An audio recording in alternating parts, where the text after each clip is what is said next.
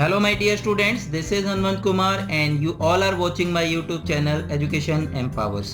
My dear students, last video tutorial में मैंने आपको टाइप्स ऑफ फंक्शन के बारे में बताया था कि पाइथन में फंक्शन की कितनी टाइप्स होती हैं। आई होप आपने वो वीडियो देखी होगी और आपको पाइथन में कितने टाइप्स के फंक्शन होते हैं ये क्लियर हो चुका होगा।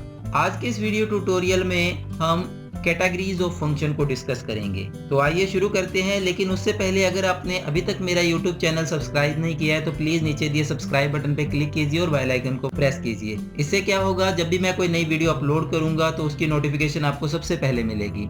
तो आइए शुरू करते हैं। कैटेगरीज ऑफ फंक्शन, तो हम फंक्शन को कैसे कैटेगराइज करते हैं बेस्ड ऑन कि हम फंक्शन को कोई पैरामीटर पास कर रहे हैं या नहीं, या फंक्शन हमें कोई वैल्यू रिटर्न कर रहा है या नहीं। तो इस बेस पे हम फंक्शन को 4 टाइप्स में कैटेगराइज करते हैं। फर्स्ट है function with no argument no return value, मतलब कि हम यहाँ पे फंक्शन को कोई आर्ग्यूमेंट पास नहीं करते और कोई भी वैल्यू हमें फंक्शन रिटर्न नहीं करता। सेकंड है function with no argument but return value, मतलब कि हम फंक्शन को कोई आर्ग्यूमेंट तो पास नहीं करें लेकिन फंक्शन हमें वैल्यू रिटर्न जरूर कर रहा है। थर्ड है function with arguments but no return value, मतलब कि हम फंक्शन को वैल्यू पास कर रहे हैं लेकिन फंक्शन हमें रिटर्न में कोई वैल्यू कोई रिजल्ट रिटर्न नहीं कर रहा। फोर्थ है function with argument and a return value, मतलब कि हम फंक्शन को आर्ग्यूमेंट पास भी कर रहे हैं और फंक्शन हमें रिटर्न में रिजल्ट या कोई वैल्यू रिटर्न भी कर रहा है। तो आइए शुरू करते हैं फर्स्ट कैटेगरी। तो इससे पहले हमें एक कंसेप्ट क्लियर करना होगा कि हमें यहाँ पे ये जो फंक्शन हमने बनाया है, फंक्शन की डेफिनेशन जहाँ पे लिखी है इसे बोलते हैं कॉल्ड फंक्शन, और यहाँ पे जहाँ से हम कॉल कर रहे हैं इसे बोलते हैं कॉलिंग फंक्शन। तो यहाँ से आपको पता लगेगा ये टर्म्स बार बार यूज होने वाली हैं, इनको ध्यान में रखिए। इसे बोलते हैं कॉल्ड फंक्शन एंड इसे बोलते हैं कॉलिंग फंक्शन। जहाँ से कॉल हो रही है उसे कॉलिंग, जिसको कॉल हो रही है वो कॉल्ड फंक्शन है। तो हमारे पास फर्स्ट कैटेगरी के अकॉर्डिंग यहाँ पे कॉल्ड फंक्शन और कॉलिंग फंक्शन में कोई भी कम्युनिकेशन नहीं होती, ना ही हम उसको कुछ पास कर रहे हैं ना ही वो हमें कुछ रिटर्न कर रहा है। मेन हम ना तो कोई पैरामीटर उसको पास कर रहे हैं ना ही फंक्शन हमें कुछ रिटर्न कर रहा है। नेक्स्ट कैटेगरी है function with argument but no return value. इसमें क्या है, वन वे कम्युनिकेशन होती है कॉल्ड फंक्शन और कॉलिंग फंक्शन के बीच में। यहाँ पे हम पैरामीटर तो पास कर रहे हैं लेकिन कॉल्ड फंक्शन हमें कोई वैल्यू रिटर्न नहीं कर रहा। थर्ड कैटेगरी है function with no argument but return value. यहाँ पे क्या है, यहाँ पे भी वन वे कम्युनिकेशन है calling function and called function के बीच में। यहाँ पे हम फंक्शन को कोई आर्ग्यूमेंट पास नहीं करते लेकिन फंक्शन हमें एक वैल्यू जरूर रिटर्न करता है। फोर्थ और लास्ट कैटेगरी है function with argument and return value. इसमें कॉलिंग फंक्शन और कॉल्ड फंक्शन के बीच में 2 वे कम्युनिकेशन होती है, हम पैरामीटर पास भी करते हैं और फंक्शन हमें रिटर्न भी करता है कोई वैल्यू। तो आइए इसको आइडियली पे समझते हैं सभी फंक्शंस को। मैंने यहाँ पे प्रोग्राम ऑलरेडी बना रखे हैं, मैं अपनी आइडियली को ओपन कर लेता हूँ।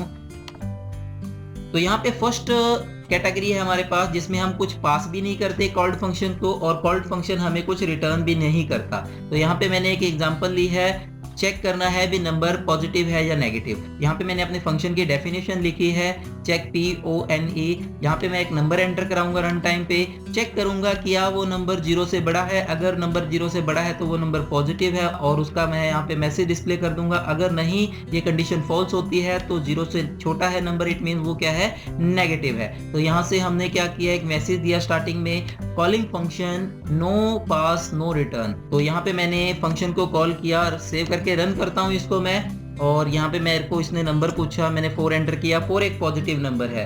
इसको फिर से एक बार रन करते हैं और चेक करते हैं क्या ये माइनस के लिए रिजल्ट दे रहा है। Yes, -5 is negative. तो ये एक फंक्शन की एग्जांपल है जिसमें हमने कॉलिंग फंक्शन से ना कोई पैरामीटर पास किया और ना ही कॉल्ड फंक्शन ने हमें कोई वैल्यू रिटर्न की। तो no pass no return. Next है सेकंड कैटेगरी। सेकंड कैटेगरी में हम करते हैं pass parameter but no return. Means हम कॉलिंग फंक्शन से वैल्यू तो पास करेंगे यहाँ पे। तो यहाँ पे मैंने फंक्शन बनाया है ग्रेटेस्ट बिटवीन 2 नंबर। तो यहाँ पे मैं अपने मेन फंक्शन में 2 नंबर एंटर करवा लेता हूँ क्योंकि हमें पास करने पड़ेंगे पैरामीटर। यहाँ पे मैंने एक मैसेज दिया calling function with passing 2 parameters. यहाँ पे मैंने ग्रेटेस्ट फंक्शन को कॉल किया num1 एंड num2। ये वैल्यूज val1 और val2 में कॉपी हो गई। num1 की वैल्यू val1 में कॉपी हो गई, num2 की वैल्यू val2 में कॉपी हो गई। और यहाँ पे मेरा ग्रेटेस्ट फंक्शन की एग्जीक्यूशन स्टार्ट हुई। इसके बाद यहाँ पे चेक किया, अगर well1 बड़ा है well2 से तो मैंने मैसेज डिस्प्ले कर दिया well1 ग्रेटर देन well2। अगर ये कंडीशन फॉल्स होती है तो ऑब्वियस है कि well2 जो है मतलब कि दूसरा नंबर जो है बड़ा होगा। तो यहाँ से मैंने क्या किया, फंक्शन को वैल्यूज पास की लेकिन रिटर्न कुछ नहीं हुआ, वहीं पे उसका रिजल्ट मिला। रन करके देखते हैं इसको। मैं 2 नंबर एंटर करूंगा। अब मेरा सेकंड नंबर जो है बड़ा है, 5 इज ग्रेटर देन 4, तो ये मेरा मैसेज डिस्प्ले हो चुका है। तो नेक्स्ट थर्ड कैटेगरी है। थर्ड कैटेगरी में हम यहाँ पे मैंने 2 नंबर को ऐड किया है।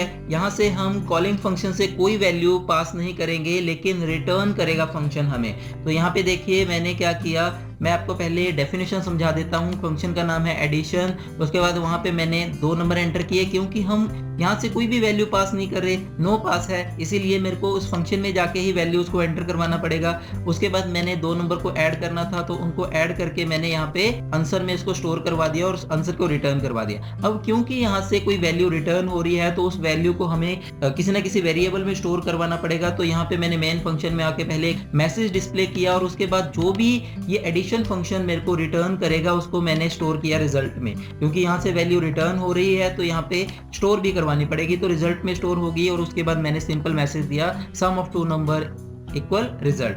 तो यहाँ पे हम एक एक्सप्रेशन भी रिटर्न करवा सकते हैं। ये स्टेटमेंट आप खत्म कर सकते हो। यहाँ पे मैं यहाँ पे ही दे देता हूँ num1 प्लस num2। तो इस तरीके से हम कोई भी एक्सप्रेशन यहाँ पे रिटर्न करवा सकते हैं, कोई एरर नहीं आएगी, दोनों एक जैसा ही काम करेंगे। तो मैंने यहाँ पे 2 नंबर एंटर करवाए तो सब मेरा 9 हो गया 4 और 5 का। तो आई होप ये कैटेगरी भी क्लियर हो चुकी होगी।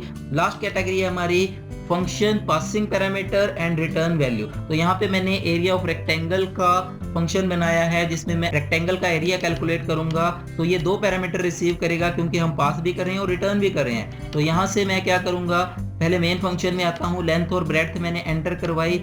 एंटर करवाने के बाद मैंने प्रिंट मैसेज किया calling function to calculate the area of rectangle with pass and return value. तो यहाँ पे A3 में मैंने स्टोर करवाया क्योंकि वहां से रिटर्न होगी तो यहाँ पे हमें स्टोर करवाना पड़ेगा किसी ना किसी वेरिएबल में। तो एरिया नाम का फंक्शन कॉल किया और उसको लेंथ और ब्रेड्थ पास कर दी। जब ये लेंथ और ब्रेड्थ के साथ ये एरिया फंक्शन कॉल होगा तो ये एरिया के पास जाएगा और ये जो लेंथ है वो L में कॉपी कर देगा और ये जो ब्रेड्थ है वो B में कॉपी कर देगा। यहाँ से पास वाला तो हो गया। अब रिटर्न देखते हैं।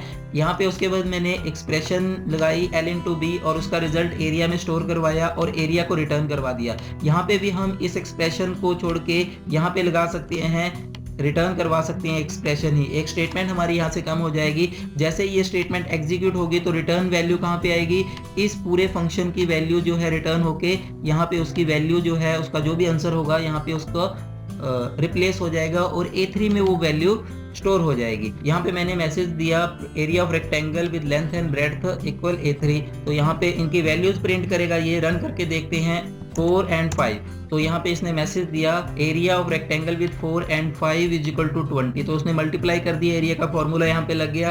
तो आई होप आपको ये 4th कैटेगरी भी क्लियर हो चुकी होगी। यहाँ पे समझने वाली बात यही है कि जब हम किसी को वैल्यू पास करते हैं तो यहाँ पे रिसीव करने के लिए उतने ही पैरामीटर हमारे पास होने चाहिए, और जब हम यहाँ से वैल्यू को रिटर्न करते हैं तो यहाँ पे जहाँ से हम कॉल कर रहे हैं फंक्शन वहाँ पे एक वेरिएबल होना चाहिए जो उसकी वैल्यू को ग्रैब कर सके, अपने अंदर स्टोर करवा सके।